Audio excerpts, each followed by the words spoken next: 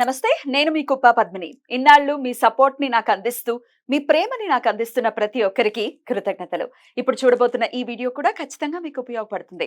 Like, share and subscribe చేసి మీ ఇష్టాన్ని అలాగే మీ సపోర్ట్‌ని నాకు అందించండి. అలాగే ఈ వీడియో పట్ల మీ అభిప్రాయాన్ని కామెంట్ సెక్షన్‌లో కామెంట్ చేసి నాకు తెలియజేయండి. నమస్తే.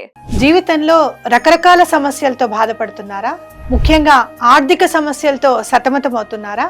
ఎన్నో పరిహారాలు చేసి అలసిపోయారా? మంచి మార్గం దొరకాలని కోరుకుంటున్నారా? అయితే రండి, విశ్వాన్ని ఎలా అడగాలో తెలుసుకుందాం. లా ఆఫ్ అట్రాక్షన్ క్లాసెస్ మీకోసం మన ఛానల్లో. వివరాల కొరకు సంప్రదించండి. నమస్తే, వెల్కమ్ టు అవర్ ఛానల్. నేను పద్మిని. ప్రస్తుతంతో పాటు ప్రముఖ ఆధ్యాత్మికవేత్త, astrologer, tarot card reader and Vedic nutritionist Shrimati Vanaja Ramashetti garu మనతో పాటు ఉన్నారు. మాట్లాడదాం. వనజ గారు నమస్తే అండి. నమస్తే మా పద్మిని. ఇంటిని చూసి ఇల్లాలని చూడాలి అని ఖచ్చితంగా చెప్తూ ఉంటారు. మీ ఇంట్లో ఎప్పటికప్పుడు నాకు అనిపిస్తూనే ఉంటుంది. ఎప్పటికప్పుడు నేను వండర్ అవుతూ ఉంటా.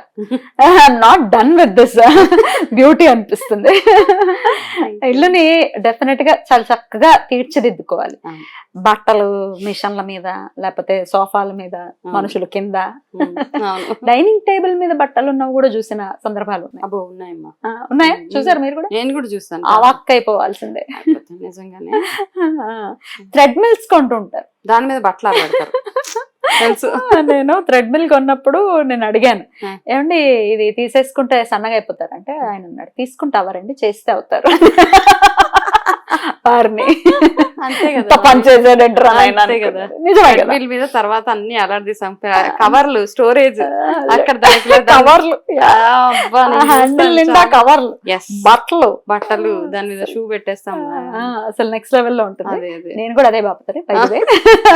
కానీ డైనింగ్ టేబుల్ మరీ అంత ఘోరం కాదు.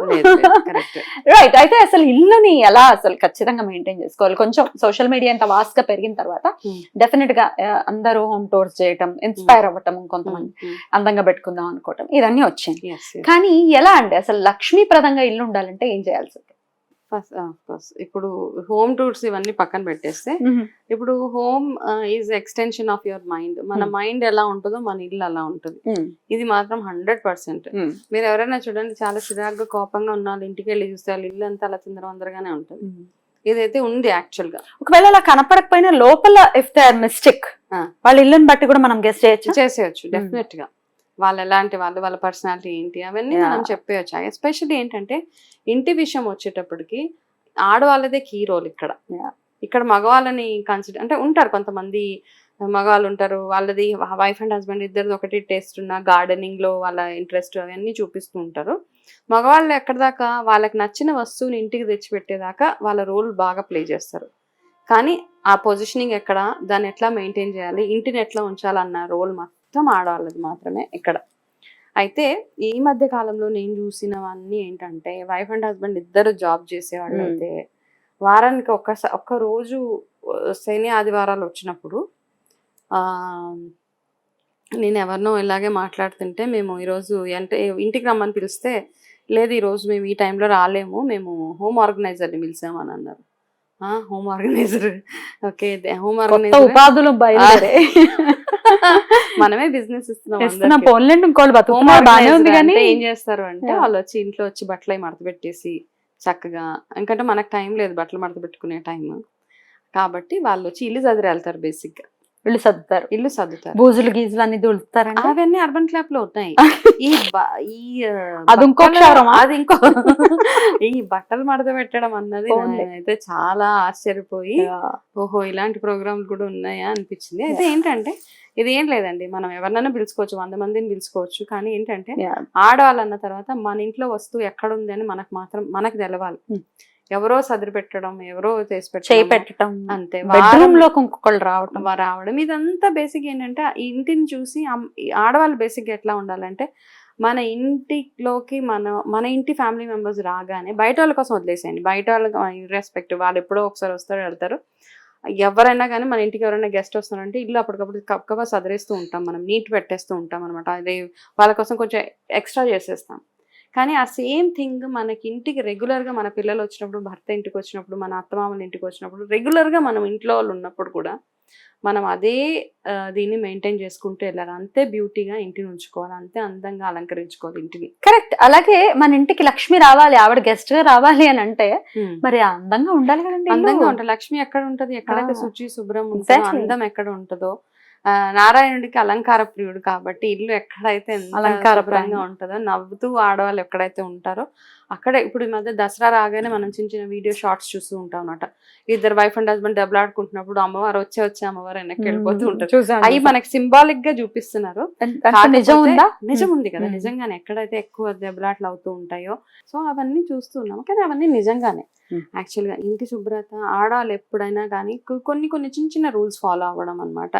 ఏంటి అంటే ఎక్కడ ఏ వస్తువు ఉండాలో అక్కడ ఆ వస్తువును ఉంచడం. చాలా అంటే బెడ్రూమ్ లో ఉండవలసిన వస్తువులు బెడ్రూమ్ లో, బాత్రూమ్ లో ఉండవలసిన వస్తువులు బాత్రూమ్ లో ఉండాలి, మీ స్టోరేజ్ లో ఉండాల్సింది స్టోరేజ్ లోనే ఉండాలి, కంచాలు ఎక్కడ పడితే అక్కడ ఉండడం, ఇవన్నీ వంటింట్లో ఉండాల్సిన వస్తువులు వంటింట్లో ఉండాలి.